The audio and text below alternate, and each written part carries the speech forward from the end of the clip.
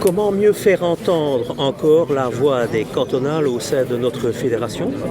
Écoute, la question est extrêmement importante. C'est celle de la prise en compte de la diversité territoriale de notre fédération. Ça, c'est vraiment fondamental.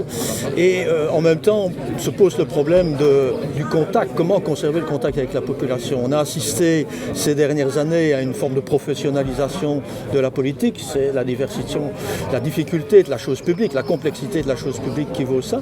Mais c'est dangereux. Il faut faire attention de ne pas tomber dans un travers qui ferait qu'un groupe finirait par ne plus avoir le contact avec les préoccupations de la population. Et donc pour ça, notre parti a un rôle à jouer. Il est composé de militantes et de militants, d'élus locaux, de mandataires qui exercent des responsabilités plus générales.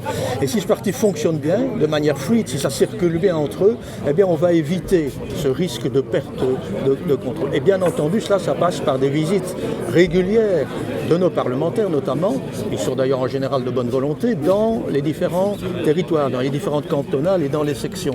Moi je pense proposer un calendrier pour ça. J'ai fait un peu les calculs si tu veux, et si chaque parlementaire y consacre une soirée, il y a tous les 3 mois, une USC peut accueillir un parlementaire et ainsi animer le débat.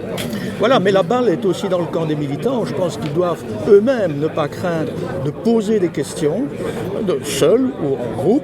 Et d'ailleurs, je pense qu'il faut formaliser cette possibilité de prise de parole.